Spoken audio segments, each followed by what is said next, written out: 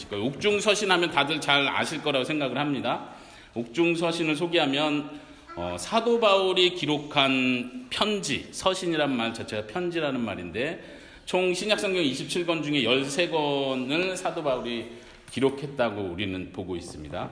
그 중에서 에베소서, 빌립보서, 골로새서, 빌레몬서까지 포함해서요. 사도 바울이 감옥에 있을 때 쓴 편지일 것이다 라고 학자들이 대부분 동의를 하기 때문에 그것을 감옥에 있을 때 쓴 편지, 그래서 옥중서신이라는 이름을 붙였습니다.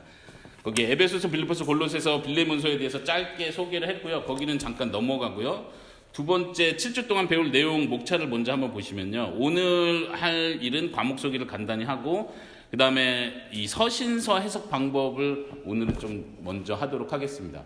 그리고 다음 주부터 해서야 에베소서, 빌립보서, 골로새서 각각 한 주에 한 권씩, 한 서신씩 전체를 그냥 한눈에 볼 수 있는 같이 살펴보도록 할 텐데 이 부분은 다음 주에는 여러분들이 에베소서를 좀 몇 번이고 읽어보시고 오면 좋을 것 같고요. 제가 다음 주에 물어봐서 안 읽어오셨으면 이 자리에서 읽도록 하겠습니다. 네. 막 제가 설명을 많이 하는 것보다 여러분들 일단은 다 읽어보시는 게 더 중요하기 때문에 진짜로 절반 이상이 안 읽어보셨다 그러면 이 자리에서 5분, 10분이라도 에베소서 좀 쭉 읽고 그 다음 수업을 시작할게요. 다음 주는 에베소서, 빌립보서, 골로새서, 그리고 골로새서와 빌레몬서를 함께 보는 이유는요. 빌레몬서 짧기도 하지만 골로새서와 빌레몬서는 같이 묶어서 보낸 편지예요. 골로새 교회에게 보낸 편지이기 때문에 묶어서 같이 봅니다. 그리고 5주차, 6주차 때는 교회란 무엇인가를 이제 좀 전체를 정리하면서 그 내용 안에 들어가 있는 교회론을 볼 거예요. 그래서 아직 5주차, 6주차는 강의안이 안 나왔습니다. 예, 진행되는 상황을 봐서 또 하나님께서 주시는 감동을 따라서 강의안을 만들어 갈 텐데 저도 5주차, 6주차에 어떤 내용이 날까 굉장히 궁금한 사람 중에 한 사람, 기대가 되고 아까 말씀드렸듯이 설교를 준비하고 이렇게 말씀을 연구하다 보면 막 이렇게 엄청난 것이 막 머릿속에 막 맴돌거든요. 근데 이제 정작 설교 원고가 나오면 이게 내가 느낀 거에 비해서 너무 내용이 없다 하는 생각이 항상 있는데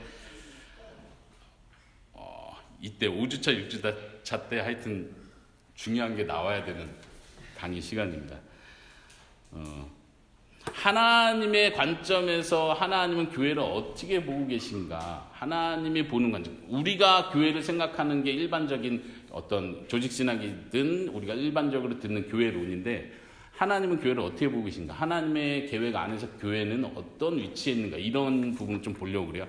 그러면 좀 우리하고는 좀 거리감이 느껴질 수도 있을 거예요. 하지만 그럼에도 불구하고 하나님 관점에서 교회를 먼저 보고 그 다음 6주차 때는 그러면 그 교회의 멤버인 교회의 한 몸인 나는 우리 성도는 어떤 역할을 해야 되는 건가. 그러니까 하나님의 구원 계획 교회를 향한 하나님 나라의 큰 틀 안에서 교회를 본다면 그 다음에 내가 속해 있는 그 교회에서 내가 해야 될 일이 뭔지를 살펴보는 게 그 다음 우리가 할 일이죠. 네, 그리고 마지막 7주는 적용하는 쪽으로 가려고 합니다. 실제 나주혁신 장로교회 지역교회 한 지역교회로서 이 내용을 배우고 우리가 적용할 수 있는 부분들 좀 실천적인 면들을 이야기하고 토론하고 질의응답받고 이렇게 하는 시간을 가졌으면 좋겠습니다. 그래서 항상 그렇지만 첫 강의가 제일 중요하고요. 마지막 강의가 그 다음 제일 중요합니다. 중간에는 빠지셔도 되고 예, 오디오 녹음하니까 또 오디오 들으셔도 되고요. 한번 뒤로 넘겨보실까요? 왜 교회론인가 이런 제목을 붙이고 한번 생각해보고 시작하려고 하는 건데요. 아시는 분들은 좀 아실 수 있는데 에베소서 하면 교회론 이렇게 말씀하시는 분들이 많이 있어요. 실제로 신학교에서도 에베소서의 주제는 교회론이다 이렇게 하고 시작하는 강의를 하는 경우도 많이 있고요. 그래서 에베소서가 교회 자체에 대해서 하나님의 성전으로 다 함께 지어져 간다 이런 표현들이 실질적으로 있기 때문에 교회에 대해서 강조하고 있다 이렇게 다들 그렇게 많은 학자들이 또 목사님들이 그렇게 보고 있습니다. 그럼에도 불구하고 어쨌든 에베소서는 교회론을 쓰려고 쓴 편지는 아니라는 건 사실이에요. 교회에 관한 많은 정보를 주지만 그러면 다른 서신서, 옥중 서신서는 그러면은 교회론을 설명하려고 쓴 건가? 그것도 전혀 아니라는 거예요. 그래서 이 뒤에 서신서 해석 방법에서도 언급하겠지만 우리가 교회론을 보기 위해서 서신서를 보는 건 이건 잘못된 틀을 가지고 성경을 보는 오류를 범할 수 있습니다. 그럼에도 불구하고 왜 교회론을 이야기하려고 하냐? 에베소서, 빌립보, 골로새서, 빌레몬서를 통해서 그 배경에 깔려있는 이미 1세기에 세워진 초대교회의 모습을 우리가 일단은 볼 수 있습니다. 그리고 하나님께서 사도 바울을 통해서 교회를 세우게 하셨고, 예수님이 교회를 세우신다고 했는데 실제로는 사도 바울의 전도를 통해서 교회들이 세워져 갔고, 그 교회를 세우는 과정 안에서 우리가 믿는 대로 성령님의 감동을 받아서 교회가 어떠해야 함을, 교회 안에 문제들을 어떻게 해결해 나가야 함을 사도 바울을 통해서 전달해 주셨다고 믿기 때문에 우리가 교회에 관한 중요한 성경적 기초를 세우기 위해서 우리는 다시 결국은 성경으로 돌아가야 됩니다. 다시 제가 지금 한 말을 다시 정리하면, 교회론이란 조직신학적 틀을 가지고 성경을 보는 건 성경을 오해할 수 있는 소지가 있습니다. 그런 사례들이 있고요. 그렇지만 어쨌든 우리가 교회가 어떠해야 하는가를 보려면 결국은 다시 초대교회의 배경을 잘 보여주고 있는 성경으로 돌아가야만 한다. 근데 이제 질문은, 그러면 많은 신약 성경 중에 왜 옥중서신이냐? 많은 사도 바울의 13권의 서신서 중에 왜 하필 옥중서신에서 교회론을 다루려고 하느냐? 이렇게 질문할 수도 있지만 뭐 특별한 의미를 찾을 필요는 없습니다.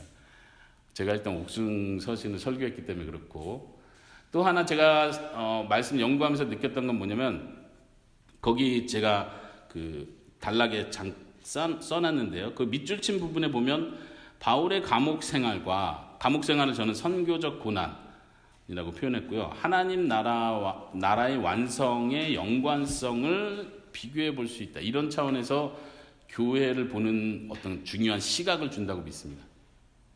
지금은 무슨 말인지 잘 모르시겠죠? 조금 설명하자면,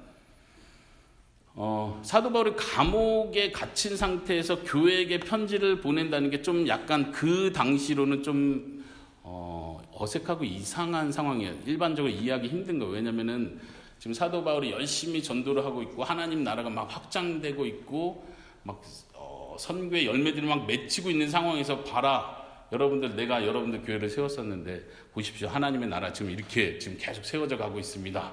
이렇게 해야 좀 자연스러운데, 해필 본인이 감옥에 갇혀 있고 본인은 묶여 있고 매여 있고 하나님 나라가 막 지금 복음이 전파되지 못하는 것 같이 보이는 그 상황에서 교회를 향해서 하나님의 나라가 세워져 가고 있다, 이런 말을 하기가 굉장히 힘든 거죠.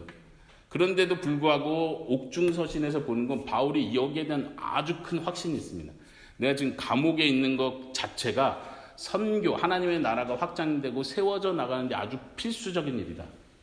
필수적이라는 암시를 분명하게 주고 있어요. 그래서 제가 선교적 고난이라는 표현을 썼는데, 사도 바울의 이 선교적 고난이 하나님 나라가 완성되어져 가는 그 과정에서 아주 중요하다, 필요하다, 반드시 거쳐야 되는 과정이라는 걸 사도 바울은 그걸 자신에게 적용을 합니다. 그리고 성도들을 향해서 그걸 오해하지 말라고 당부를 하는 장면들이, 그런 글들이 우리가 확인하게 될 겁니다. 그리고 사도 바울은 좀 더 나가서 우리가 서신서를 살펴보면 뭘 볼 수 있냐면, 여러분의 삶도 이와 같습니다, 이렇게 나가는 거예요. 왜냐하면 사도 바울만 지금 감옥에 있는 게 아니고 성도들은 감옥에 있지는 않지만 계속 핍박을 받는 상황인 거예요. 성도들의 입장에서 너무 혼란스럽고 힘든 건 뭐냐면, 그 당시 세상은 지금 계속 부자로 잘 나가고 있는 상황이고, 에베소서, 빌립보서, 골로새서를 보면 다 대도시였습니다. 나주 혁신도시보다 더 좋은. 제가 지난주에 울산을 갔다 왔는데, 주일날 울산 교회를 방문하고 왔는데 깜짝 놀랐어요. 울산이 이렇게 좋은, 서울에 왔는 줄 알았어요. 제가 광주에 너무 오래 살았나 봐요. 빌딩이 이렇게 큰 거 보고 제가 막 이러고 다녔어요.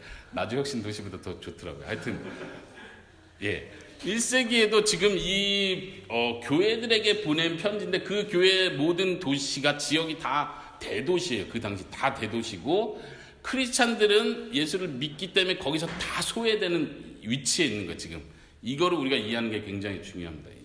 성경 해석에서도 첫 번째 언급하는 게 그건데, 배경을 이해해야 돼. 이 배경 속에서 사도 바울이 하는 말은, 지금 내가 갇혀있지만 이게 선교, 하나님의 나라가 세워지는 데 필수적인 겁니다라고 말하고, 오해하지 마십시오라고 말하면서 그 다음 사도 바울이 계속 얘기하는 건, 여러분의 삶이 핍박받고 지금 초라해 보이는 것 같지만 이것이 하나님 나라의 완성에 반드시 필요한 과정입니다.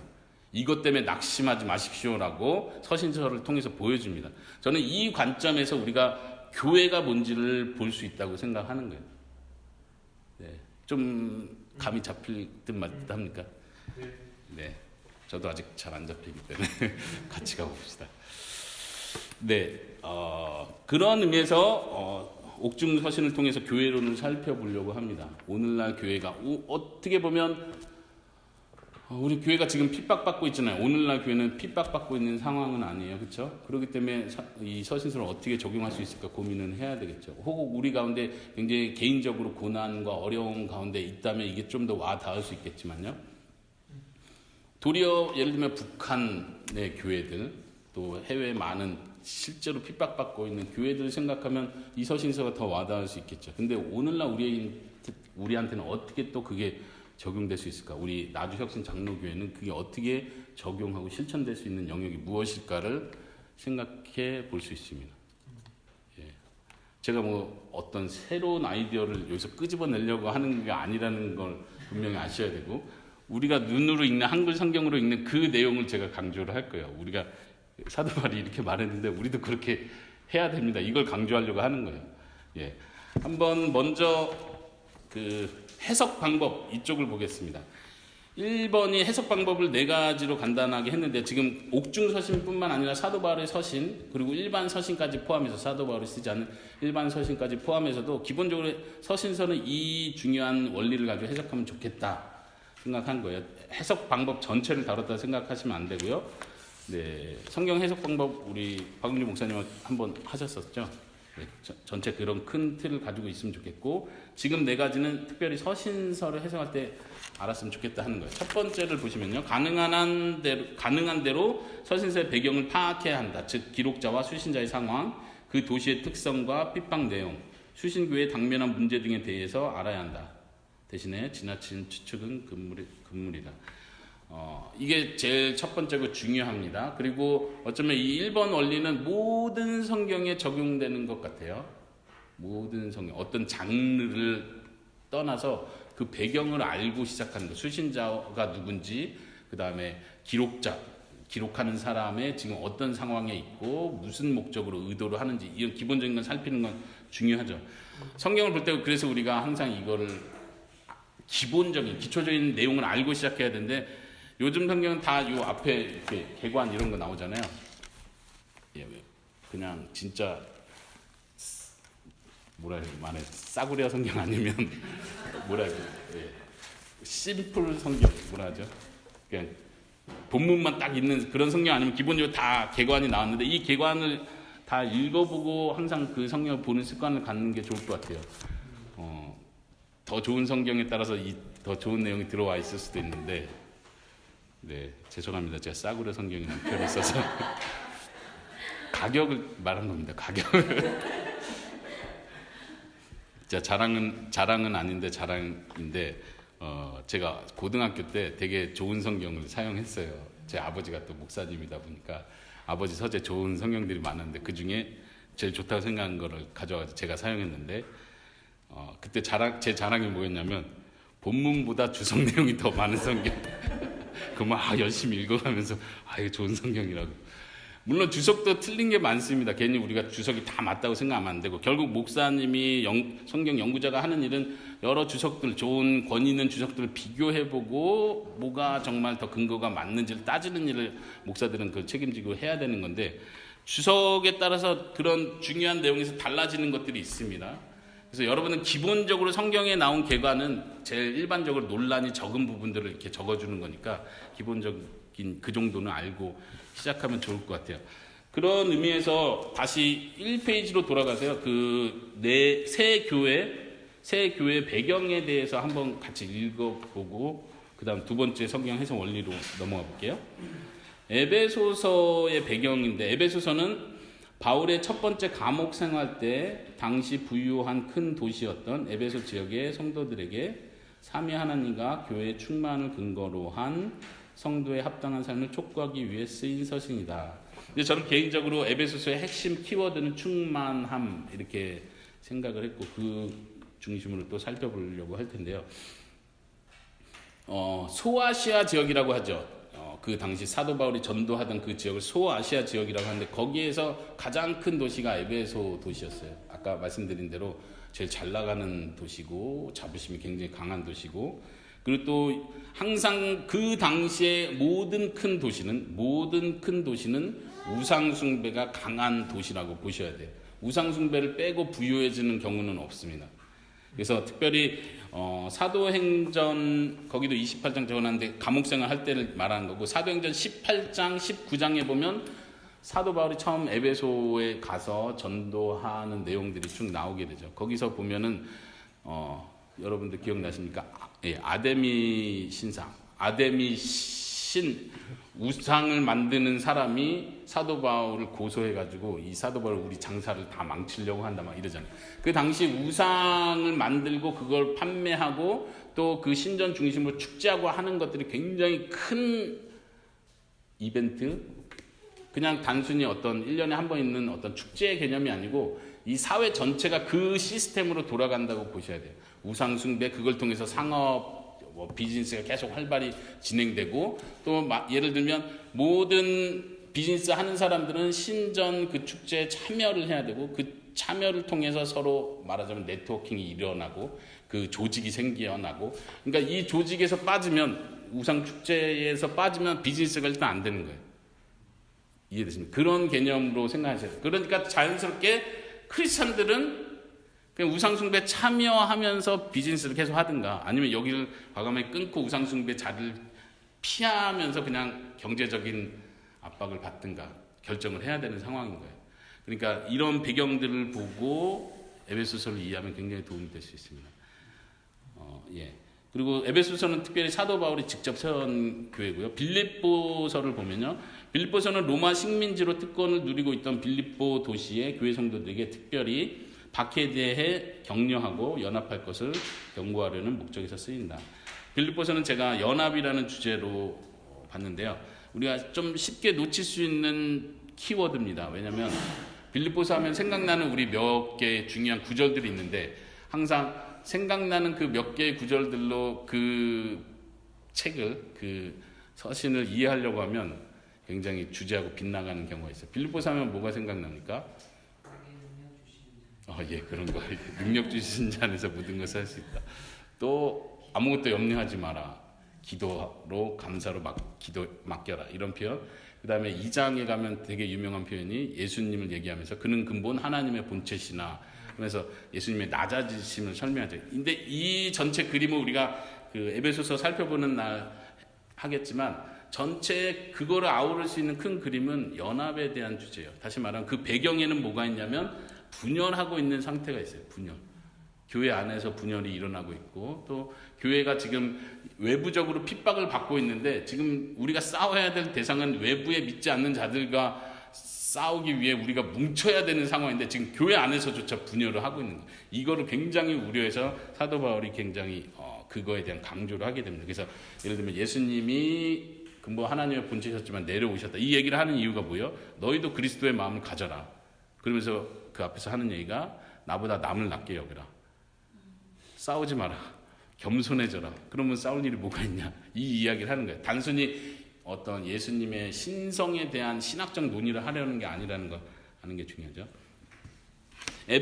빌립보서는 사도 바울이 전도할 때 마게도냐 지역에서 첫 번째로 방문한 성이에요. 첫 번째 성이라고 성경은 표현하고 있는데, 거기서 루디아를 만났죠.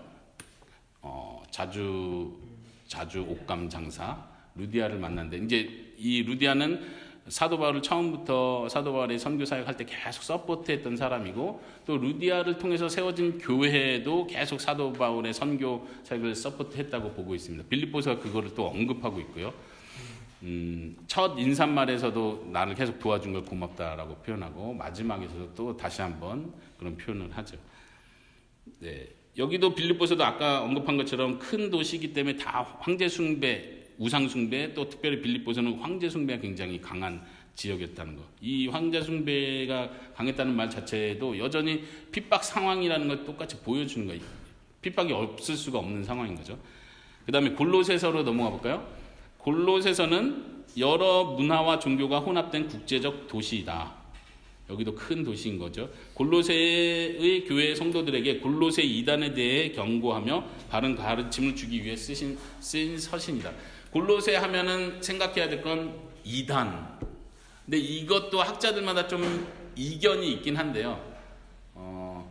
골로새의 이단이 어떤 주장을 하든 어떤 이단이냐에 대해서는 학자들이 일치를 하진 않습니다.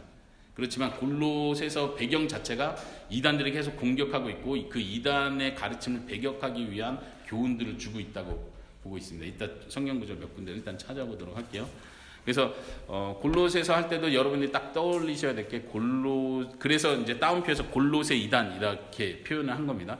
골로새 이단이 있었구나 이걸 생각하고 골로새서를 보기 시작하면 굉장히 좀 도움이 될 거라고 생각합니다. 여기도 똑같이 골로새는 좀 특징이 이 골로새서가 쓰여질 당시는 큰 도시에서 좀 이렇게 위축되기 시작하는 도시였습니다.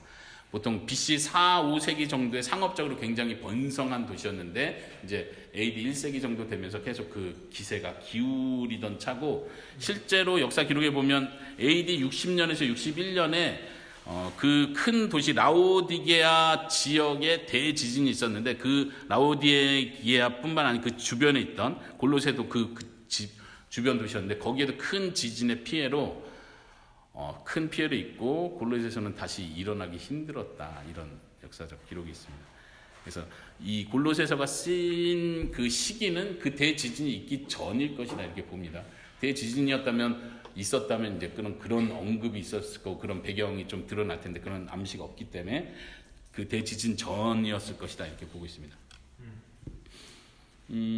빌레몬서는 아까 말씀드렸듯이 골로새서 교회에게 같이 보내는 편지입니다.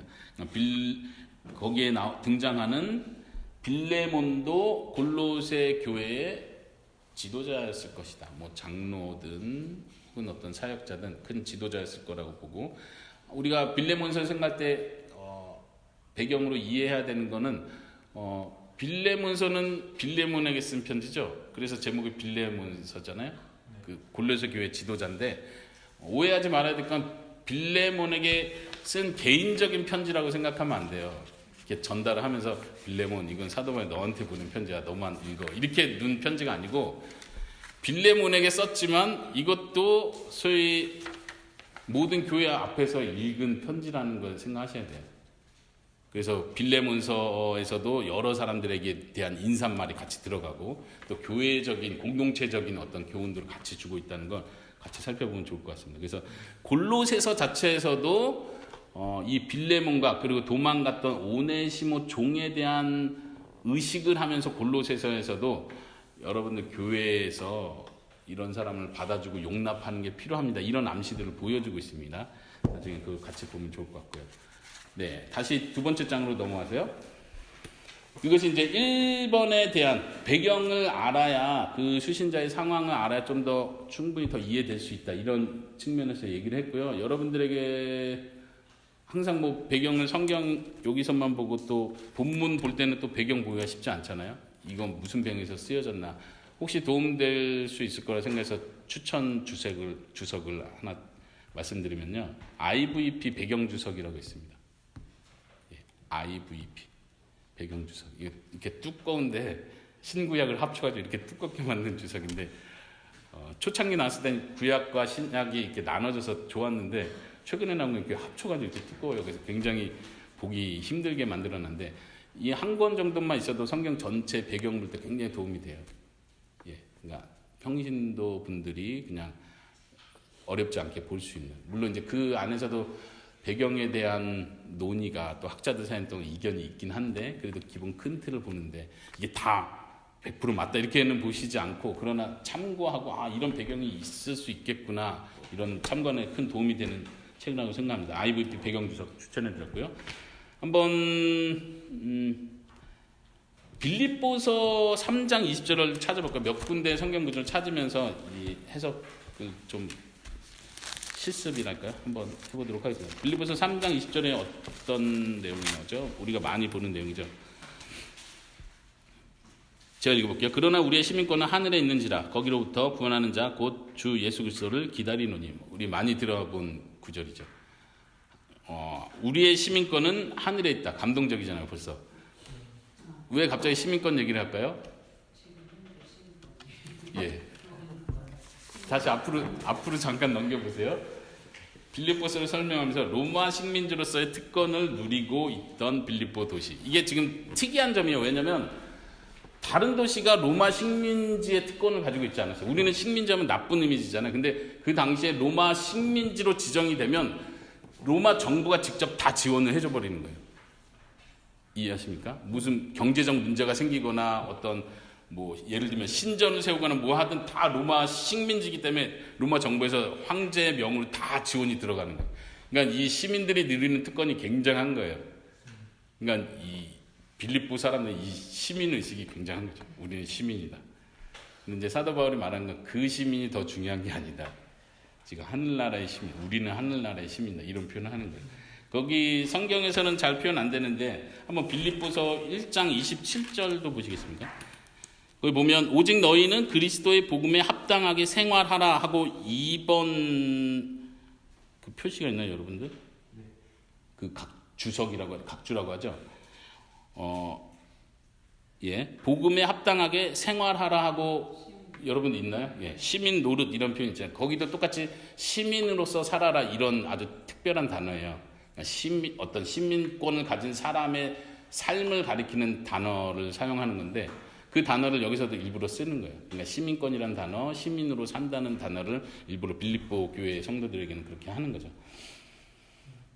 네, 그리고 에베소서 5장 18절로 한번 넘어가 볼까요? 에베소서 5장 18절은 이것도 뭐 안 봐도 잘 아는 성경 구절 중에 하나인데 술 취하지 말라 이는 방탕한 것이니 오직 성령으로 충만함을 받으라. 술 취함과 성령으로 충만함 이렇게 비교해서 하는 설교를 많이 들으셨을 거예요. 잘못되지 않았고요. 근데 왜 술 취함의 이야기와 성령 충만의 이야기를 했을까? 이 당시 배경으로 이해할 것 같으면 에베소 교회에서 에베소 지역에서 아주 큰 축제가 하나 있는데 그게 술의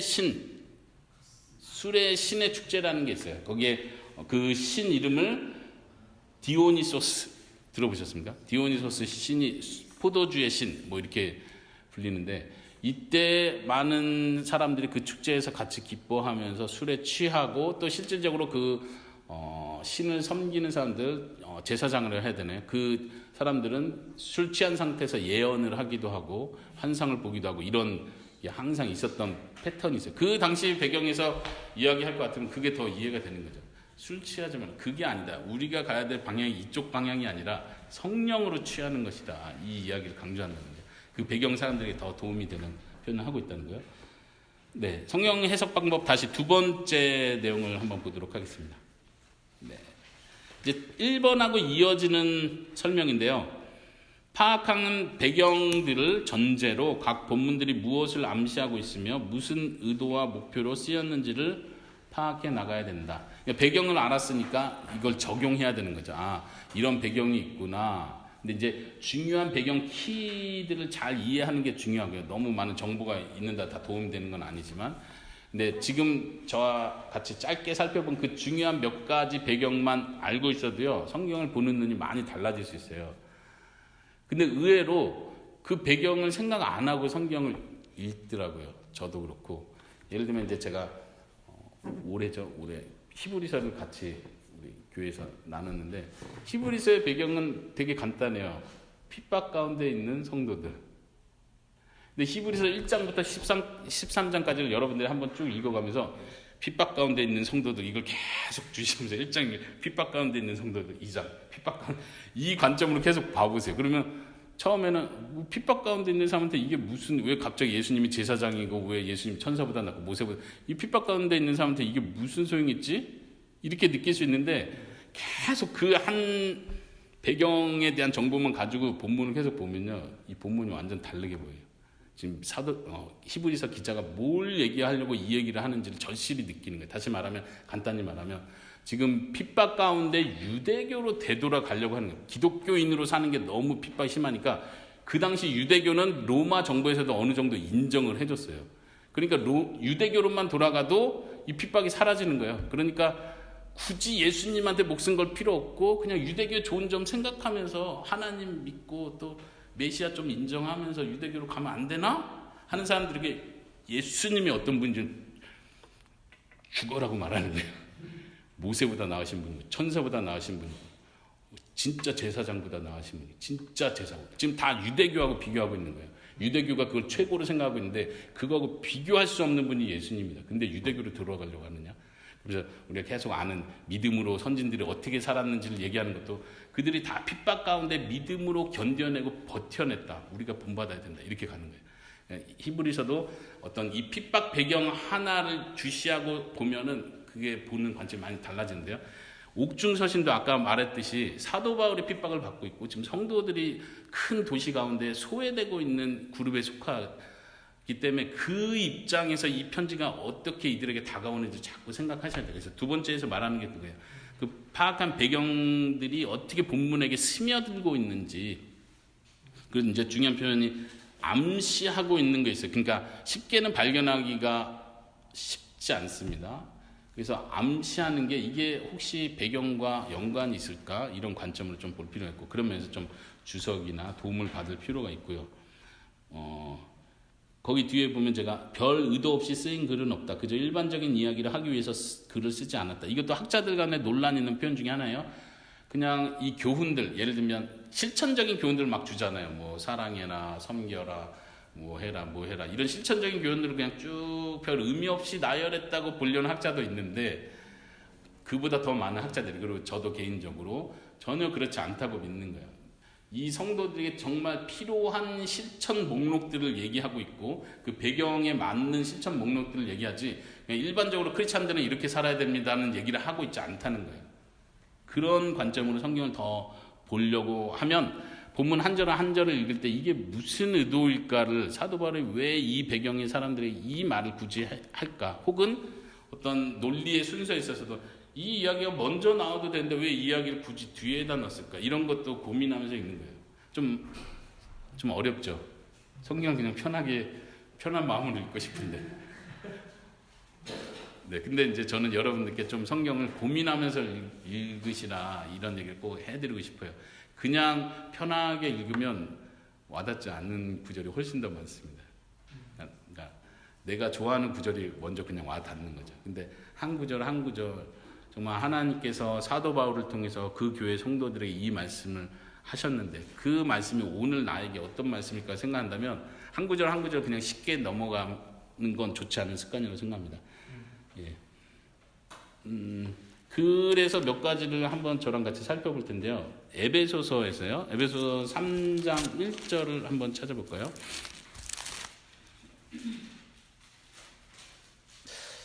첫 번째 예는 좀 안 좋은 예인데 이러므로 그리스도 예수의 일로 너희 이방인을 위하여 갇힌 자 된 나 바울이 말하거니와 이렇게 시작을 하는데 여기서 갇힌 자라는 표현이 있잖아요.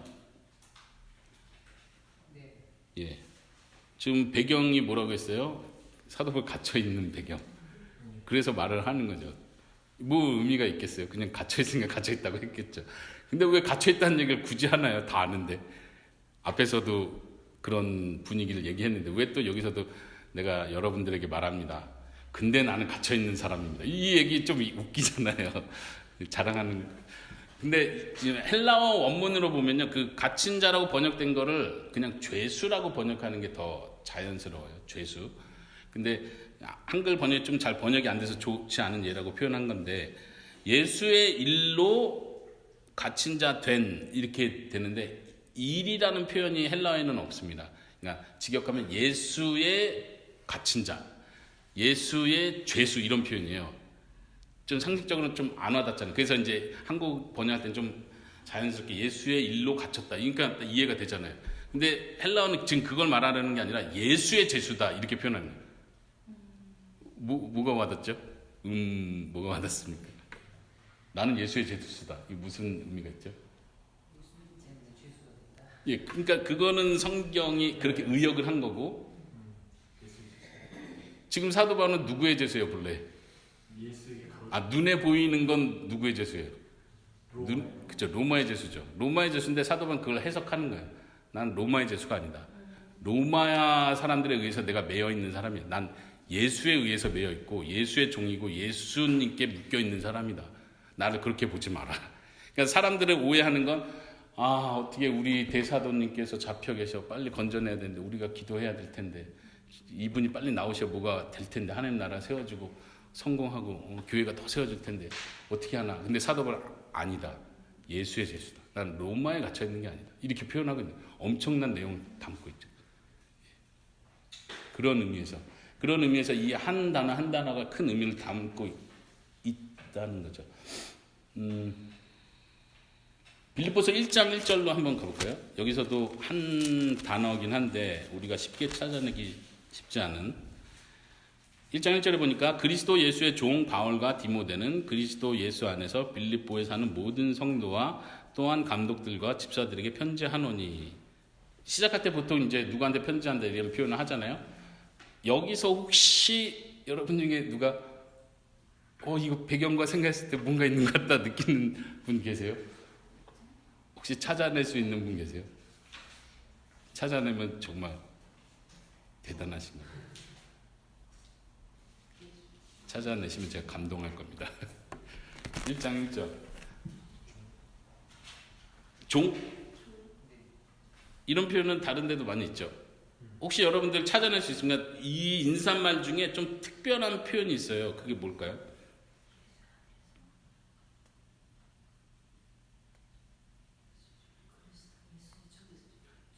자, 힌트를 드리겠습니다. 첫 번째 페이지로 가셔서 빌립보의 목적, 저술 목적, 의도, 키워드가 뭐였죠? 예, 연합. 예. 예? 예, 연합을 얘기하면서 모든이라는 표현을 강조하죠. 성도와 감독들과 집사들. 예, 그렇죠. 전체적 그 사이에 분열이 이루어지는. 예. 다 언급을 따로따로 해버리는 거예요. 보통은 어떻게 표현할까요? 빌립보 교회의 성도들에게 편지합니다. 이렇게 쓰면 그만이죠. 근데 지금 여기서는 이걸 다 구분하는 거예요. 일부러. 지금 갈등이 있는 거를 의식하는 거예요. 그리고 모든 성도라는 표현 자체가 다른 서신서에는 없어요. 모든 성도라는 표현은 안 써요. 인사말에서는 그냥 성도들에게, 어디 교회 성도들에게, 어디 집에 있는 성도들 이렇게 표현을 해요. 고린도 후서만 예외고요. 고린도 후서에서도 모든 성도들에게라는 표현을 쓰는데 여기서도 특별히 모든 성도라는 표현을 강조하는 이유가 그 연합에 대한 의식을 가지고 있다는 거예요. 모든 성도 하나가 돼야 되는 걸 강조하기 위해서 의도적으로 구분하고 있다는 거 볼 수가 있습니다. 뒷부분 빌립보서를 나중에 살펴볼 때도 마찬가지지만 빌립보서에서도 굳이 몇 사람들의 이름을 의도적으로 언급을 해요. 계속 이름을 의도적으로 언급을 해요. 그러면서 누구누구 화해라 이런 말도 하고요. 그러니까 지금 굉장히 그 연합해야 된다는 강조하기 위해서 의도적으로 쓰고 있다는 걸 우리가 볼 수 있습니다. 네. 또 한 가지 빌립보서 1장 6절을 한번 보실까요? 빌립보서 1장 6절은 너희 안에 착한 일을 시작하신 이가 그리스도 예수의 날까지 이루실 줄로 우리가 확신한다 이렇게 표현했습니다. 착한 일을 시작하신 이, 우리가 많이 들은 본문이 어떤 의미로 많이 듣죠? 하나님께서 시작하셨으니까 하나님께서 끝내신다. 혹은 구원으로 연관시키면 하나님께서 우리를 구원하셨으니까 구원을 끝까지 책임지신다. 뭐 이렇게도 해석되는데 사실 좀 위아래로 보면 5절에 보면 너희가 첫날부터 이제까지 복음을 위한 일에 참여하고 있기 때문이다. 복음을 위한 일에 참여하는 건 뭘 의미할까요? 참여한다는 말은 우리가 잘 아는 코이노니아, 동참한다, 혹은 교제한다 이렇게도 번역할 수 있는데 복음에 위한 일에 교제한다 이건 좀 이상한 것 같고 참여한다고 번역하는 게 맞는 것 같은데 뭘 참여했을까요? 사도 바울은 열심히 돌아다니고 있었는데 빌립보 교회는 뭘 참여한 거예요? 뭐 인터넷으로 생중계하는 걸 이렇게 시청하면서 있었나요? 그건 아니잖아요. 지금 여기서 하는 말은 여기서 이 빌립보 교회의 그 사람 누구였죠? 누구를 만나? 루디아가 무슨 일을 했다고 했습니까? 서포트하는 일을 했죠. 빌립보 교회 자체가 빌립보 지역에 있는 여러 교회들이 계속 선교하는 그 선교 일에 계속 재정적인 서포트를 한 거예요. 이해하십니까? 그래서 복음의 일에 너희가 참여했다. 그래서 난 되게 감사하고 있다. 그리고 바로 다음 절 하는 거예요. 너네가 진짜 좋은 일을 하고 있다. 그럼 어떻게 해요? 예수님께서 그 일을 끝까지 너네가 끝까지 나를 서포트하게 해줄 줄로 내가 믿는다. 좀 너무 싱거워졌죠. 이거 내 삶과 연관시켜야 되는데 여러분들 우리 나주혁신 장로교회가 어느 선교사를 파송하고 있습니까? 나주혁신 장로교회가 가플리진 교회를 매달 25만 원씩 지원해주고 있는데 아주 좋은 일을 하고 계십니다. 그리스도의 날까지 그렇게 해주시기를 바랍니다. 이렇게 적용을 하는 거예요. 이게 올바른 적용인 거예요. 지금 사도 바울이 그런 배경 속에서 이야기를 하고 있대요. 특히 이제 빌립보서 뒷부분에서도 아까 우리 경숙자매님께서 그 부분을 언급하셨죠. 어디였죠? 내게 능력 주시는 자 안에서. 거기서도 그 앞뒤 문맥을 보면요, 그냥 나는 할 수 있다 이런 메시지를 주는 게 아니고, 내가 때로는 지금 이 부분도 끝나는 부분에서도 똑같이 지금 재정적인 힘든 거를 얘기하고 있는 거예요. 때로는 너희가 많이 지원해줘서도 감사한데 내가 힘들 때도 있고 재정이 바닥나가지고 그럴 때도 있다. 그렇지만 나는 감당할 수 있다. 하나님이 힘을 준다. 나를 너무 걱정하지는 말아라. 지금 재정적인 얘기를 하고 있는 배경이라는 걸 이해하면 지금 빌립보서에서도 그 이야기가 간단한 주제는, 그러니까 재정 후원에 대한 이야기가 간단한 주제는 아니라는 거예요. 큰 주제 중에 하나라는 거죠.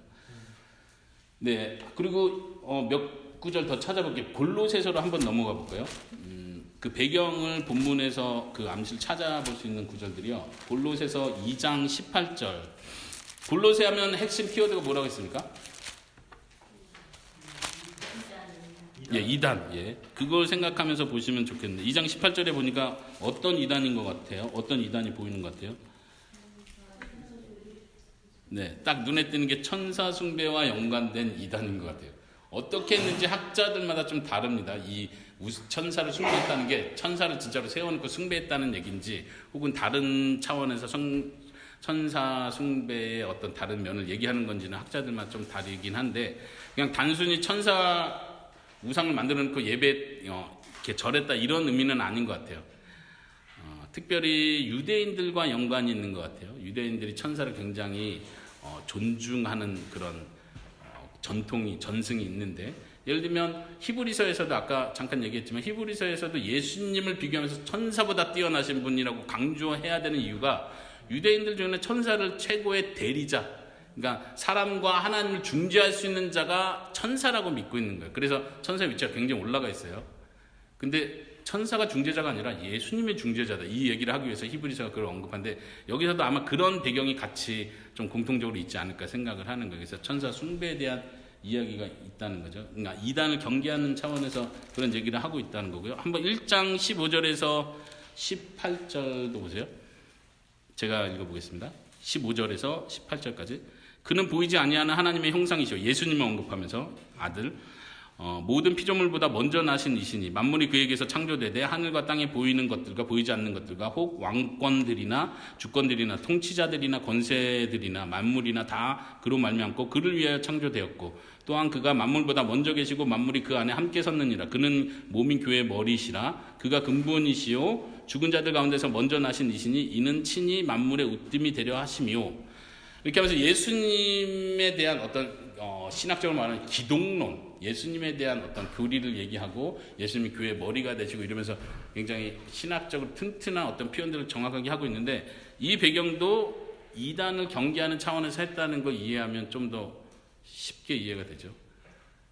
아까 히브리서 했던 것과 비슷한 패턴으로 지금 사도 바울은 천사가 그 위치에 있는 게 아니다, 천사가 피조물들의 으뜸이 아니다, 예수님이 으뜸이시다, 이 얘기를 하는 거예요. 이 구절 때문에 많은 이단들이, 오늘날 이단들이 이 구절 가지고 장난을 치는데, 예수님이 피조물보다 먼저 태어나셨다, 그러니까 예수님도 피조물이라는 얘기네, 이렇게 가는 거예요. 여호와 증인이나 이런 쪽에서는 먼저 태어나셨으니까, 그러니까 태어나지 않을 때가 있었다는 걸 전제하지 않냐, 이런 식으로 말장난을 하는 건데, 그러니까 이거를 신학적인 관점으로 해석하려고 하니까 그런 오류가 생기는 거예요. 지금 여기서 말하려고 하는 건 천사와 비교를 하는 거예요. 천사가 가장 으뜸인 피조물이 아니라 예수님이 가장 으뜸이시다. 그분은 모든, 그러니까 거기서 말하는 보이지 않는 것들, 왕권들, 주권들, 이것도 다 영적 세력들을 말하는 거예요. 천사들을 포함한 영적 세력들 그 위에 가장 높으신 분이 예수님이시다, 이렇게 이야기를 한다는 거예요. 그러니까 그 당시 이단은, 골로새 이단은 뭔가 계속 피조물들을 높이고 천사가 중재자 위치에 있다고 자꾸 이야기하려고 하는 그런 이단들이었을 것이다라는 걸 우리가 좀 암시적으로 알 수 있는 부분들이죠. 골로새서는 계속 이단이라는 주제로 봐야 된다고 했는데 4장 9절도 한번 보실까요? 아니요.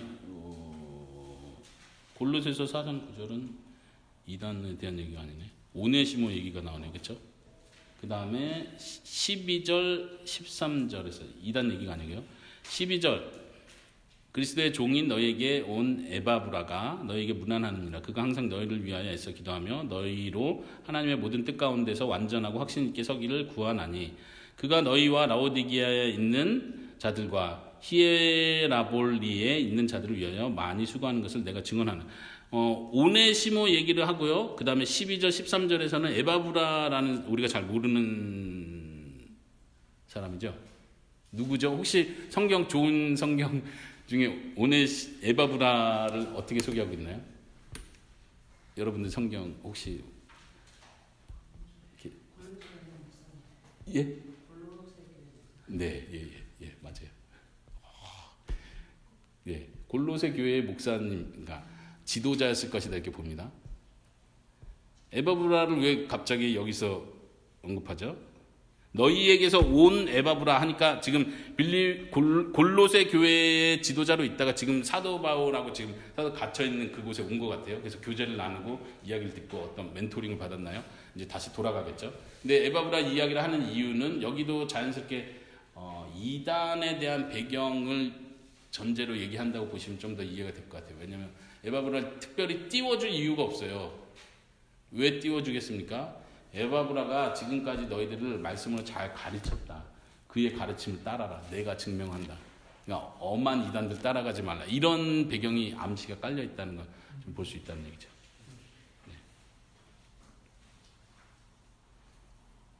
네. 그리고요, 이제 한번 세 번째 성경 해석 방법 세 번째로 넘어가 보겠습니다. 혹시 여기까지 질문 있으십니까? 쭉 3번, 4번 더 나가도 되겠죠? 네. 한번 같이 읽어볼까요? 시작. 실천적 본면에는 항상 신학적, 복음적 기초가 있다는 것을 기억하고 적용해야 한다. 신학적 직설법과 동떨어진 명령법은 없다. 실천적 겉면 전후에는 그것을 가능하게 하는 복음적 원리를 제시하고 있다는 것을 믿어라.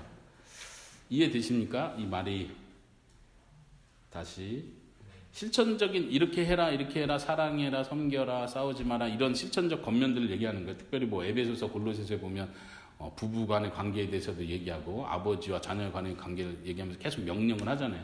그런 실천적 겉면에는 항상 신학적이고 복음적인 기초가 있다는 거예요. 그냥 어떤 윤리 목록을 쭉 나열하는 게 아니란 얘기예요. 이게 어떤 신학적 배경 속에서 이 이야기를 하고 있는지 그 서신서 안에서 발견을 해야 된다는 얘기예요. 예. 그래서 두 번째 줄에 보면 신학적 직설법과 동떨어진 명령법 있다. 직설법이라는 표현을 좀 여러분이 귀에 익숙하게 하시면 좋을 것 같은데 직설법이라는 건 뭐냐면 명령법과 반대되는 거예요. 명령법은 명령하는 거고 이건 잘 이해가 되는데 직설법이라는 건 서술로 이렇게 표현해내는 거예요. 너희는 어떤 자들이다라고 특별히 그리스도인의 정체성에 대해서 그리고 하나님께서 하신 일에 대해서 쭉 서술해 놓은 문장을 직설법이라고 이해하시면 돼요. 그러니까 명령법이 있기 전에 직설법이 있다는 거예요. 너희는 그리스도 안에서 새로운 사람이다. 이렇게 정체성에 대한 이야기를 하고 그 다음에 그러니까 너희는 이렇게 살아라 설명한다는 거죠. 이 앞에 거를 빼놓고 명령법만 가져오면 우리가 성경을 윤리적으로 도덕적인 교훈으로만 받을 수밖에 없죠. 그리고 내가 이거 어떻게 해낼 수 있지? 해야 되는데 또 못했네. 이런 죄책감에 쌓일 수 있고요. 근데 성경이 말하는 건 예수님이 이미 하셨다. 이게 복음이죠. 예수님이 이미 나를 위해서 하셨다. 우리 이미 새로운 사람이다. 우리가 사랑하면서 살 수밖에 없는 존재가 되었다. 그러니까 잘 안 되지만 힘들지만 사랑하면서 살아야 한다. 그렇게 살아라. 다시 말하면 이 앞에 거를 빼놓고 뒤에만 보면 너 사랑하면서 살아야 된다. 이렇게 안 살면 너 큰일 난다. 이건 크리스찬이 아니다. 그러면 정체성을 여기서 발견하는 거예요. 나 이렇게 살면 크리스찬이고 이렇게 못 살면 하나님께 불순종하는 죄인이고 난 어떡하지? 내가 감당하기 힘드네. 더 힘내자. 더 열심히 하자. 이렇게만 되는 거예요. 직설법을 빼버리는 거예요. 그래서 한 서신서 안에 명령들이 쭉 나올 때 그거에 대한 부담으로 압도되지 않는 게 중요합니다. 그리고 우리가 보통 큐티 할 때 다른 데는 큐티가 잘 안 돼도 실천적 권면이 나오면 큐티 제목이 나오잖아요. 오늘은 뭐 미워한 사람 용서하기 이렇게 적용이 나오잖아요. 근데 이 직설법에서는 적용이 잘 안 나와요. 예수님이 했다는데 뭐 내가 할 일 없네. 감사하자 뭐 이 정도 나오겠죠. 이게 좀 우리가 성경을 보는 좀 균형에서 많이 잃어버리는 영역이에요. 자꾸 이 명령법을 볼 때마다 그 서신서, 그 책 안에서 이 명령법이 왜 나오는지 그 직설법을 찾고 또 여기서 그 다음 표현하는 건 어떻게 이 명령법을 실천할 수 있는지도 그 책 안에서 찾아야 돼요. 그럼 사도 바울이나 다른 성경의 기록자들이 너 이렇게 살아라. 모든 책임은 너에게 달렸다. 이렇게 말하지 않아요. 구약에서부터 신약에 이르기까지 하나님의 명령은 너한테 달렸다라고 말하지 않아요. 하나님의 은혜로 이게 가능하다. 그러니까 이렇게 살아라. 이렇게 살 수 있기 위해서는 하나님이 이렇게 했다는 걸 기억해라. 이런 패턴이라는 거예요. 성경을 해석하는 데서 우리가 이걸 놓쳐버리면 막 적용은 많고 교훈은 많고 내가 해야 될 건 많은 것 같은데 내가 압도돼 버리는 거예요. 성경 잘못 보고 있는 거죠. 그런 면에서 중요합니다. 예, 그 뒤에서 한 말 다시 읽어볼게요. 실천적 권면 전후에는 그것을 가능하게 하는 복음적 원리를 제시하고 있다는 것을 믿어라. 믿으라는 말을 표현한 거는 잘 안 믿어요. 왜냐면 잘 안 보이니까 일단 없는 것 같아요. 그래서 잘 안 믿어져. 말씀은 그렇게 하셨는데 일단 없네요. 이렇게 보고 싶은데 일단 믿고 시작을 하세요. 믿고 찾아내야 된다는 생각으로 성경을 보십시오. 예, 꼭 찾고 두드리고 하다 보면 발견하게 될 겁니다. 한번 그 예를 들어서 한번 본문을 볼까요? 에베소서 4장 20절부터요.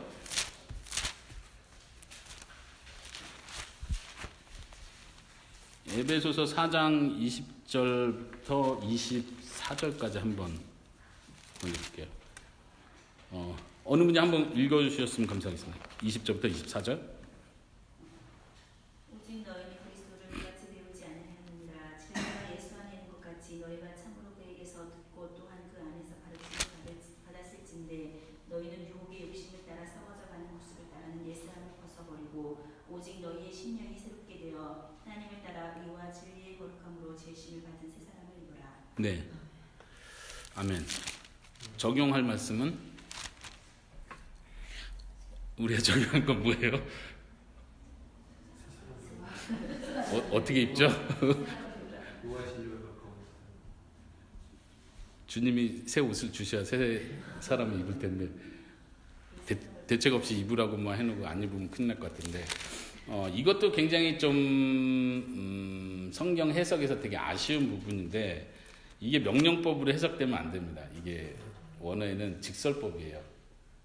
그러니까 다시 말하면 어떻게 해석해야 되냐면 20절에 이같이 배우지 아니하였다. 그리고 21절에 그러면 어떻게 배웠냐? 예수 안에서 가르침을 너희가 받았는데 가르침의 내용이 뭐냐? 22절, 23절, 24절 이렇게 설명한 거예요. 너희가 그리스도 이렇게 배운 게 아니다. 넌 방탕하면서 살지 마라. 그렇게 배운 게 아니거든. 그러면서 너희가 듣고 또한 그 예수님 안에서 가르침을 받았는데 이게 21절이죠.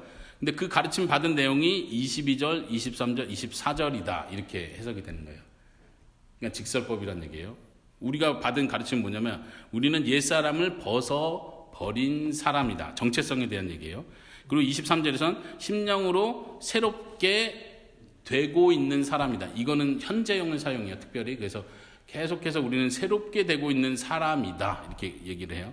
그 다음 24절에서는 이미 거룩함으로 지으심을 받은 새 사람을 입었다.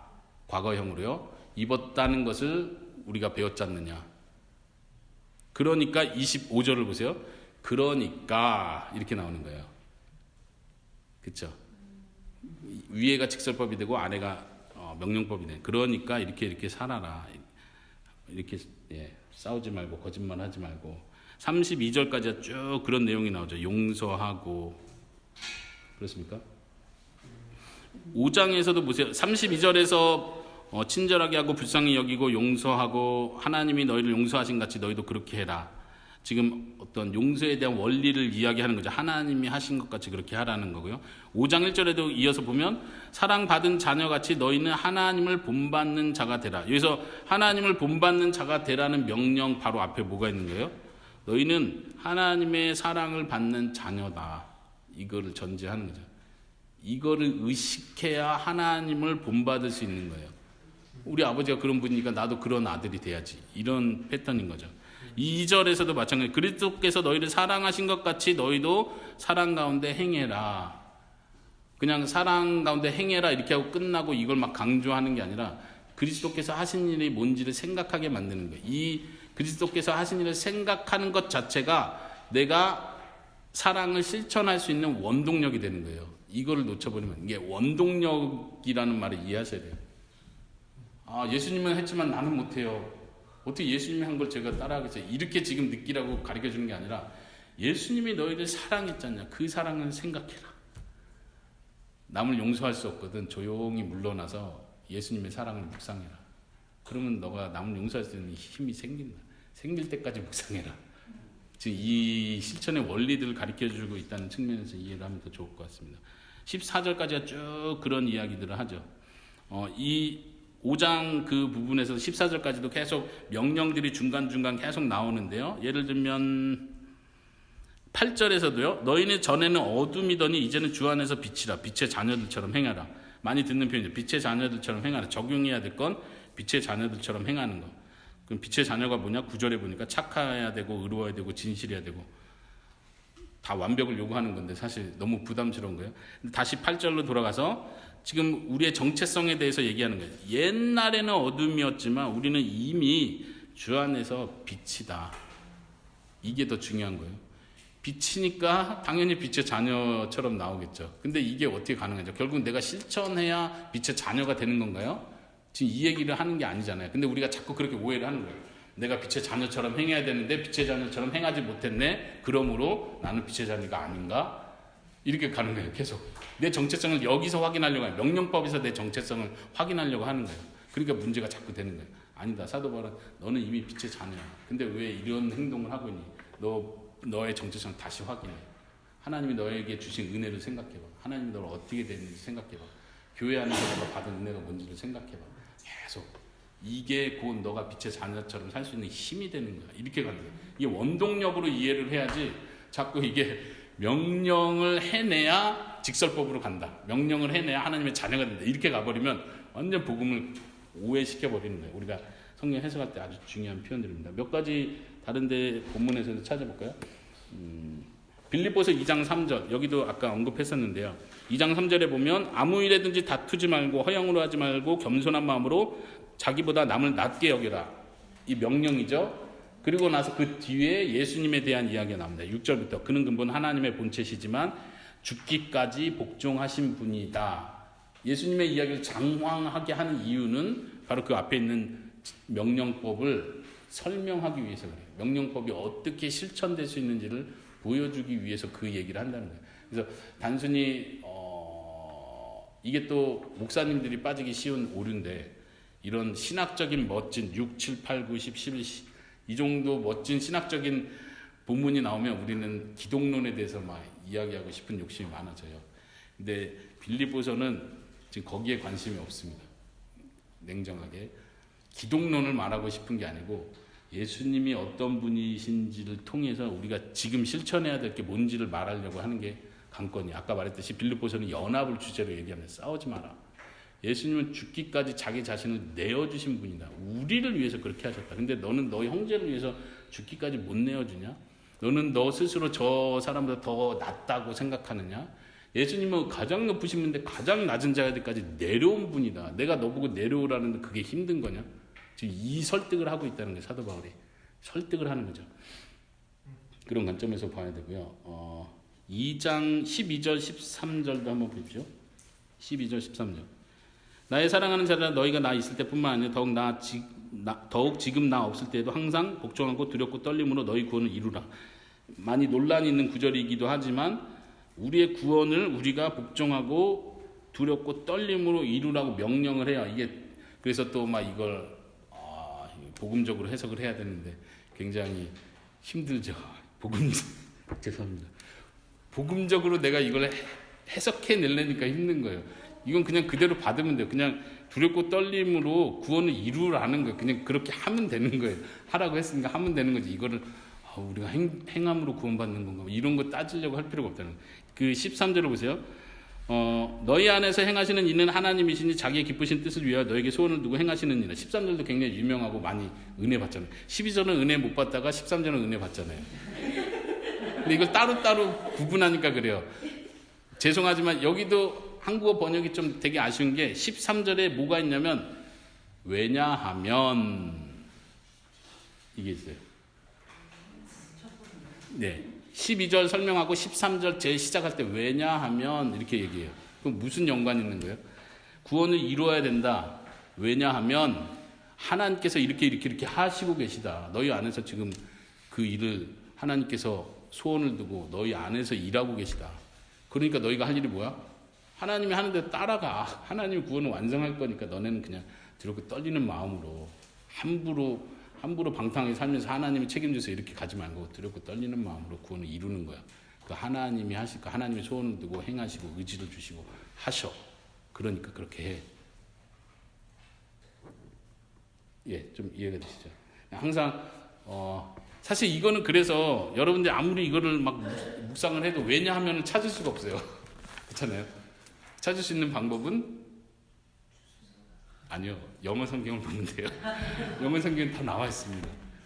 그래서 좀 힘들더라도 영어 성경 하나 정도는 같이 옆에 놓고 보면 좋고. 네.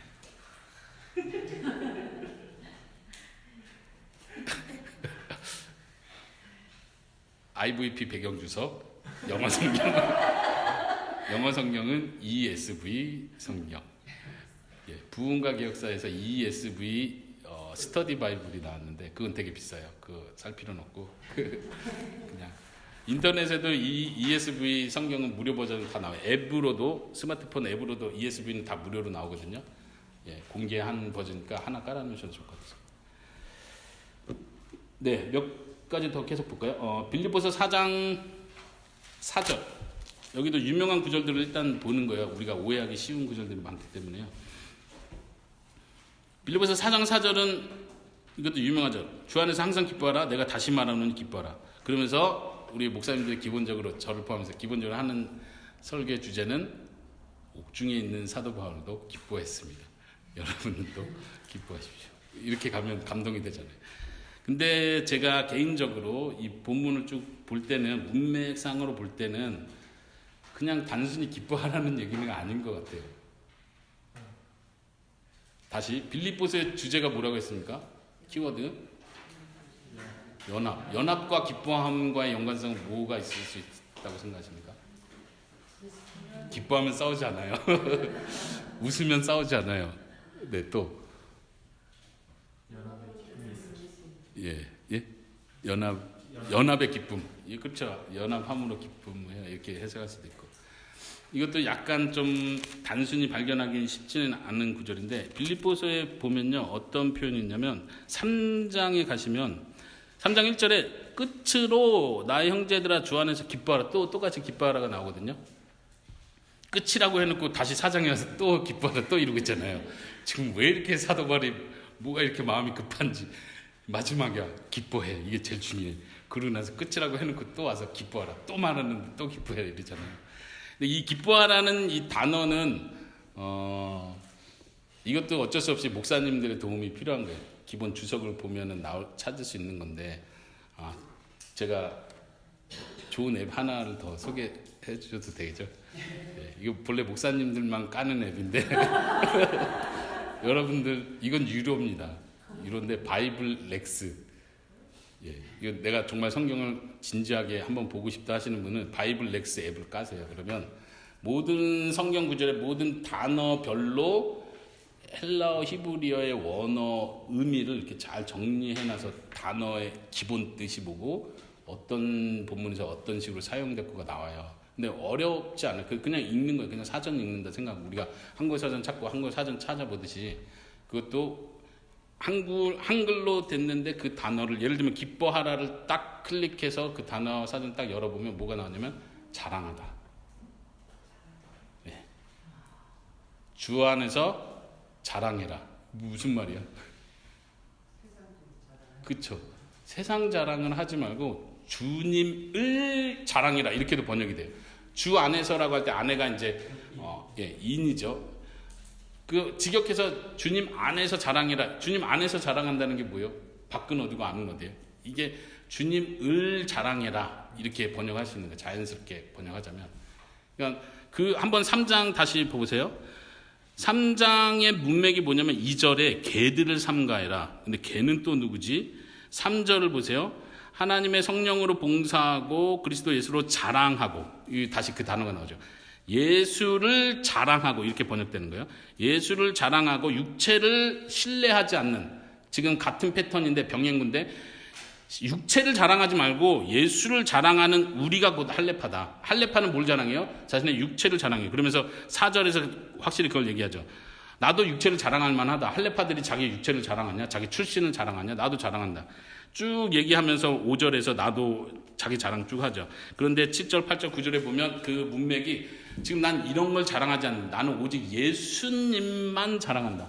예수님이 내 안에 가득 차네. 이게 나의 가장 큰 자랑이다. 난 예수님 때문에 기쁘다. 예수님 때문에 자랑한다. 그게 나의 유일한 자랑이다. 자랑한다, 기뻐한다는 단어가 내가 좋은 물건을 사면은 기쁘면서 자랑하잖아요. 자랑하는 게 곧 기쁘니까 자랑하는 거고, 이건 뗄 수 없는 관계. 그래서 원어가 같은 단어에서 출발을 하는 거예요. 그래서 3장 끝날 때까지 사도 바울이 갑자기 보세요. 마지막으로 말하노니 기뻐해라 하고 나서 갑자기 예수님을 기뻐해라 하면서 난 육체를 자랑하지 않는다. 예수님이 얼마나 귀한 분인지 아느냐?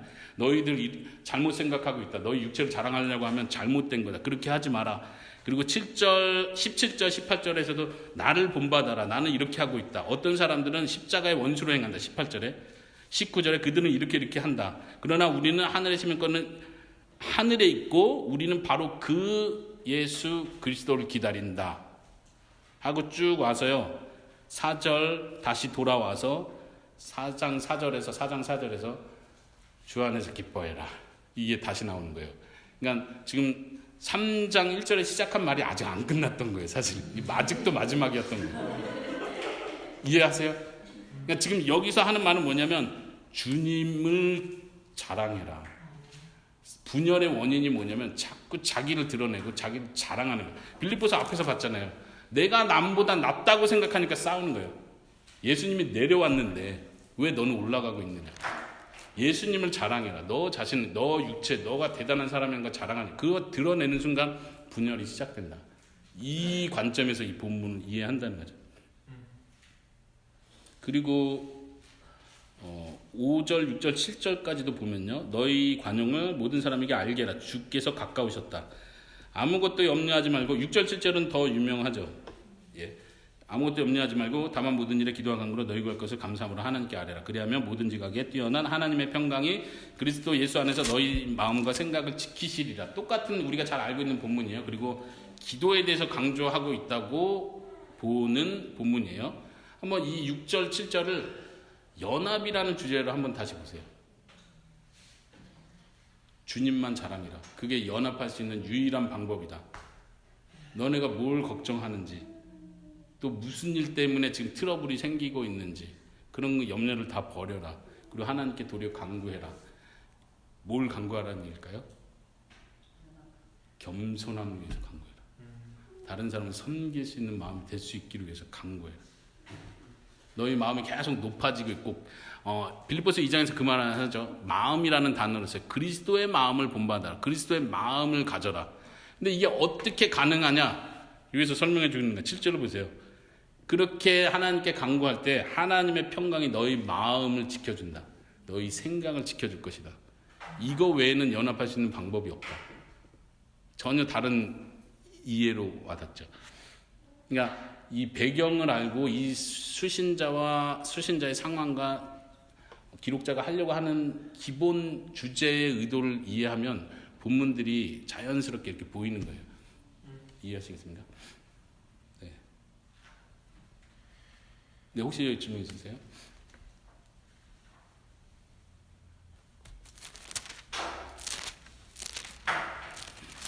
한번 골로새서도 잠깐 볼까요? 골로새서 3장 1절부터 5절. 1절과 5절. 1절에 보니까 그러므로 너희가 그리스도와 함께 다시 살리심을 받았으면 위의 것을 찾으라. 거기는 그리스도께서 하나님 우편에 앉아 계시느니라. 그리고 5절에서도 그러므로 땅에 있는 지체를 죽이라. 곧 음란과 부정과 사욕과 악한 정욕과 탐심이니 탐심은 우상의 숭배이니라. 지금 그러므로라는 표현이 중요한 거예요. 그러므로는 항상 그 위의 구절을 봐야 돼요. 잘 이해가 안 될 수 있어요. 그러므로라는 단어는 나왔는데 그 위하고 무슨 연관이지 이렇게 잘 이해 안 되는 경우들이 종종 있긴 한데, 그럼에도 불구하고 여러분들은 계속 그러므로가 뭘 의미하려고 하는지 그 위의 거를 자꾸 이해하려고 노력해야 돼요. 위의 거를 재해석해야 그러므로 이 명령을 하는구나가 이해되는 거예요. 그러니까 그러므로 하고 명령을 줄 때는 우리가 지켜야 되는 명령인데 사실 이 명령이 쉽지 않아요. 항상 우리한테는. 근데 이게 가능하게 해주는 그 위의 구절들이 항상 있다는 거예요. 그걸 보는 습관 여러분들이 가질 수 있길 바랍니다. 네, 한번 마지막 성경 설신서 해석 방법 네 번째요. 네, 제가 읽어보겠습니다. 그 당시에 수신자들에게 권한 권면이 오늘날 우리에게 어디까지 적용할 수 있고 또 어느 부분을 그대로 적용할 수 있는 내용이 아닌지 고민해야 합니다. 이제 적용의 관점인데 무조건 다 적용할 수 있는 건 아니에요. 진리와 전통, 복음과 문화를 구분하는 노력은 끊임없이 계속되어야 한다. 이거는 우리에게 영원히 주어진 숙제입니다.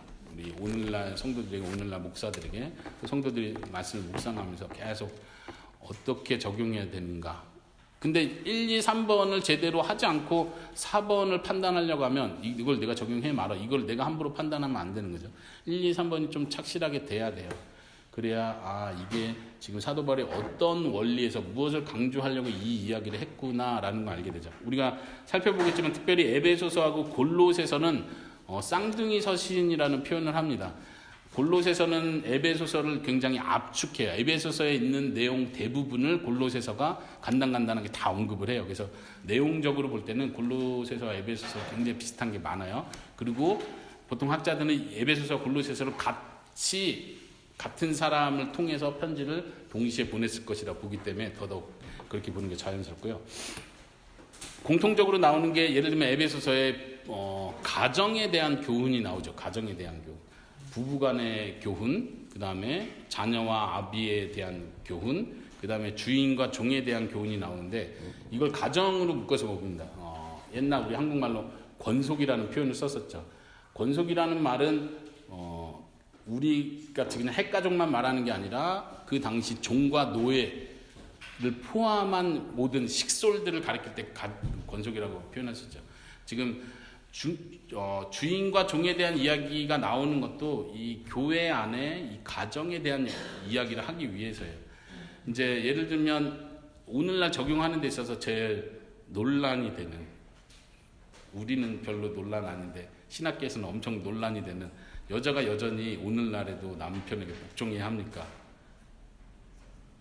그렇죠?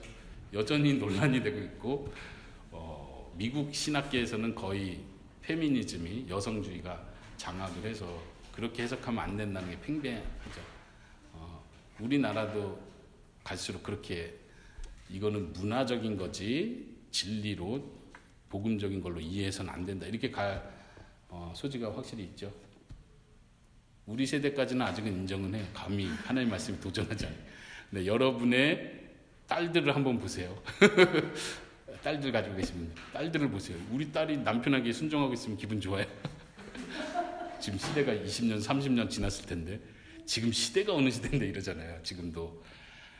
이런 관점에서 우리가 어디까지 적용할 수 있는 거고 어디까지 복종의 개념을 이해할 수 있는지는 우리가 숙제를 갖고 있어요. 분명한 건 그 당시에 여자가 남자에게 복종하는 수준으로 복종해서는 안 돼요. 그걸 그대로 적용할 수 없어요. 근데 이제 그걸 우리가 구분해내야죠. 그 당시는 어떤 배경이었고 어떤 식으로 복종을 했는지 알 필요가 있죠. 그 당시에 여자는, 아내가 아니고 종이에요. 그냥. 이해 잘 안 되시죠? 로마 시대 배경을 설명하는 거예요. 여자는 종일 뿐만 아니라 우리가 소위 말하는 동반자가 아니라 종과 똑같은 물건이에요. 소유품이에요. 소지품. 그러니까 쉽게 여자를 바꿀 수도 있는 거예요. 여자는 굉장히 학대를 받았어요. 복종하라는 말은 그 당시에 다 쓰던 기독교가 쓰던 말이 아니라 모든 그 로마 시대 모든 가부장적인 사회 속에서 모든 사람들이 여자 복종하세요. 그러면 뭐 이견이 전혀 없는 거예요. 그 당시에는. 근데 그 패턴으로 우리가 남편에게 복종하느냐? 종이 되라는 얘기인가? 노예가 되라는 얘기? 당연히 아니죠. 그래서 여러분들 존 파이퍼 목사님이 혹시 아시나요? 존 파이퍼라는 목사님이 쓴 결혼신학이라는 책이 있어요. 번역된 책이요. 그걸 한번 참고해서 보시면 좋을 것 같고, 그분이 잘 표현해 줬는데 그 챕터 중에 어떤 챕터가 있냐면 성경에서 말하는 복종이, 여자가 남편에게 복종이 의미하지 않는 것 해가지고 쭉 리스트를 달아놨어요. 이제 뭐 예를 들면 무조건 순종하라는 의미가 아니다. 복종하라는 말이 자기 생각을 내려놓고 남편의 생각 무조건 따르라는 말이 아니다 하면서 쭉 리스트를 이렇게 해놨어요. 잘 표현했다고 생각합니다. 그런 의미에서 우리는 재해석을 해야 되는 거예요. 그럼에도 불구하고, 그러니까 오늘날은 이 남편과 아내 이 상하 개념처럼 보이는 이걸 없애야 된다라고 가는 건 또 더 지나친 적용이 될 수 있다는 거죠. 네, 그 부분까지는 다 얘기하지 않겠지만요. 예를 들면 아버지와 자녀와의 관계에서도 성경 어떻게 표현하죠? 순종하라. 이건 그 당시에 자연스러웠겠죠. 아들은 아버지가 때려서 말 안 돼서 때려서 죽여도 아들은 뭐 권리가 없어요. 성인이 되기 전까지는 아들도 똑같이 소유품이에요. 우리 개념에서 전혀 이해가 안 돼요.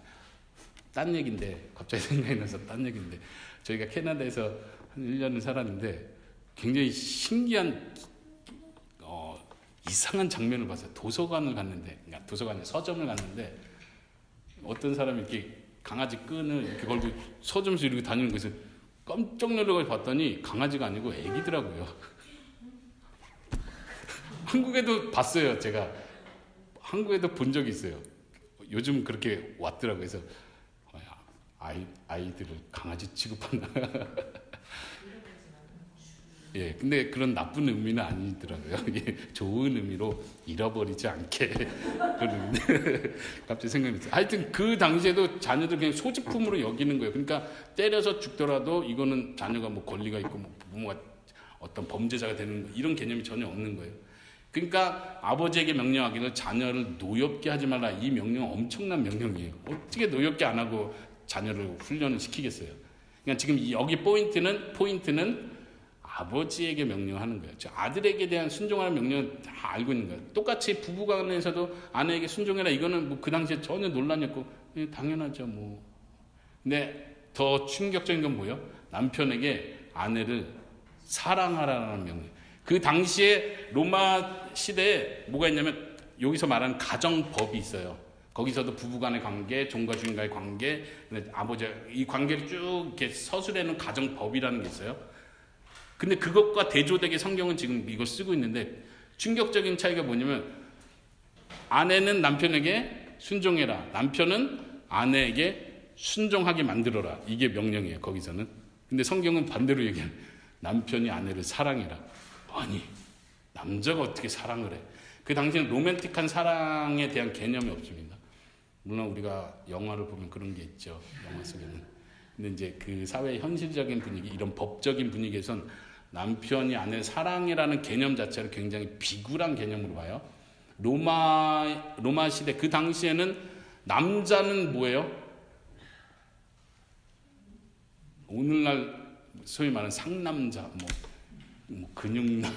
그 당시에 남자는 잘 싸우고 강력하고 세고 힘있고 가부장적이고 이게 남자예요. 그러니까 남자는 여자를 다스리는 게 남자다운 거예요. 근데 성경은 완전히 이거를 여성화 시켜버린 거예요. 아내를 사랑해 주세요. 이거는 그 당시는 받아들일 수 없는 가르침이에요. 아버지가 자녀를 노엽게 하지 마라. 이것도 받아들일 수 없죠. 주인과 종의 관계도 마찬가지예요. 종은 주인에게 순종해라. 당연한 거죠. 근데 주인이 종들에게 어떻게 하래요? 잘해줘라. 이건 굉장히 그 당시로는 이해가 안 되는 거예요. 때려서라도 가르쳐라. 복종시켜라. 이렇게 명령을 하는데 성경은 반대로 얘기해요. 잘해줘라. 두려움으로 해라. 너에게도 주인이 있다. 이렇게 명령한다는 거예요. 이런 면에서 그런 배경들을 이해하고 오늘날 우리가 그럼 회사에서도 우리 사장님에게 순종해야 됩니까? 이렇게 적용하는 게 아니죠. 지금 주인과 종의 관계가 아니에요. 저희 교회 외국인 성도들에게도 제가 한 번씩 그런 얘기를 하는데 사장님이 여러분들 괴롭히면 회사를 나가십시오. 우린 매여 있는 노예 계약이 아니에요. 그냥 나가는 거예요.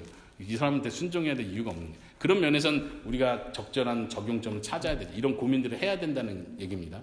자녀와 부모의 관계에서도 성경에서 가르치라고 했으니까 가르쳐야 돼 하면서 우리 입장만 생각하는 게 아니라 성경에선 분명히 이런 중요한 원리들, 그 당시 세상과 다르게 가르쳤던 그 원리가 뭔지를 생각하고 우리가 오늘날 세상이 가리키는 그 원리와 기독교가 가리키는 원리가 다른 점이 무엇인지를 고민하고 적용을 해야 된다는 얘기예요. 그러면서 그건 우리가 계속 고민해야 될 숙제입니다. 예. 또 시대가 더 변하고 10년, 20년이 더 변하면 좀 더 고민해야 될 주제들이 더 많아질 거라 생각을 합니다. 그런 면에서 네. 예, 마지막으로 빌레몬서는 언급을 안 했는데 빌레몬서를 해석하고 보는 관점에서도 많은 사람들이 노예 제도를 지지한 거냐, 그렇죠? 오네시모가 종인데 결국 다시 되돌아가게 했는데 그 사도 바울 너무한 거 아니에요? 지금 노예 해방을 외쳐야 될 사람이 뭐 그냥 다시 잘 받아주세요, 죽이지만 말아주세요 이러고 있으면 그게 노예 제도를 지지한 거 아니에요? 이런 논란들이 여전히 있는데 여기서도 우리가 그 원리를 찾아내야 돼요. 분명히 사도 바울은 노예 제도를 폐지하라는 말은 하지 않았지만 그 속에 들어있는 원리들을 생각하고 우리가 적용해야 될 점들을 찾아야 되죠. 예를 들면 저는 외국인 사역을 하고 있습니다. 외국인들이 그런 제도가 있어요. 본국에서 한국으로 올 때는 회사와 계약을 맺어서 옵니다. 그래서 이 회사를 자기 마음대로 옮겨버리면 자기 마음대로 임의적으로 옮겨버리면 이게 이탈이 돼요. 그리고 이게 추방 사유가 되고요. 그럼 이런 사람들에게 한 번은 저희 교회 필리핀 형제가 너무 사장님한테 너무 힘들고 막 욕 많이 먹고 이래서 힘들어하면서 저희 교회 와서 며칠 계속 잤던 적이 있어요. 계속 상담을 하는데 이 친구가 들어올 때는 돈을 엄청 가지고 들어왔는데 지금 너무 힘드니까 빚을 지고 들어왔는데도 지금 그냥 가고 싶다는 거예요. 자기는. 그럼 어떻게 상담해 줘야 돼요? 사장에게로 돌아가. 힘들어도 끝까지 순종해. 이거를 적용하는 건 아니란 얘기예요. 그건 아닌가. 이 친구가 자유할 수 있다면 자유를 사용할 수 있도록 도와주는 게 더 성경적인 원리죠. 어떤 우리 사회 구조에서도 이런 문제들이 있을 때 성경을 함부로 적용할 때 생기는 문제들이 굉장히 심각합니다. 마지막으로 한 가지만 언급하면 엊그저께가 이스라엘 건국 70주년 해가지고 어제 제가 뉴스를 보니까 팔레스타인 사람들이 이스라엘 그 대사관 이전하는 이 문제를 막 시위를 하고 하니까 실제 총 실탄 사격을 하고 해가지고 6천여 명이 사상자가 났다 하더라고요. 완전 전쟁 상태죠. 이스라엘이 팔레스타인을 공격한 거예요. 미국 대사관을 옮겼어요. 트럼프가 그걸 주장했고 왜 그래요? 성경 해석이에요. 그건 정확하게 성경 이스라엘의 회복대를 하나님이 예비하셨다. 지금이 그때다. 이건 하나님의 나라고 하나님의 땅이고 하나님의 이스라엘 예루살렘은 이스라엘의 수도다. 그러니까 예루살렘에다 대사관을 옮겼잖아요. 이런 것들이 사실은 별거 아닌 것 같은데 성경 해석을 완전 여기서 가져와 버리는 거예요. 적용을 너무 오버해서 해버리는 거예요. 이게 신학적 바탕이 돼버리니까 국가적인 전쟁으로 가는 거죠. 작은 게 이렇게 커질 수도 있습니다. 어쩌면 우리 교회 안에서도 한국 교회 안에서도 몇 가지 지금 해석들을 살펴보면서 이게 이 관점으로 볼 게 아니었구나라는 것들이 있었잖아요. 사실 이런 작은 해석들이 교회의 문화를 바꿔버리는 경우가 있어요. 잘못 해석함으로써. 그러면서 적용 부분은 우리가 쉽게 생각하지 않을 수 있어야 되고 그래서 1, 2, 3번을 진지하게 고민하고 뭐 내가 다 이걸 찾아내야 된다는 뜻은 아니죠. 교회가 그걸 같이 고민하고 목사님을 통해서 계속 그걸 배워가는 게 우리에게는 아주 중요합니다.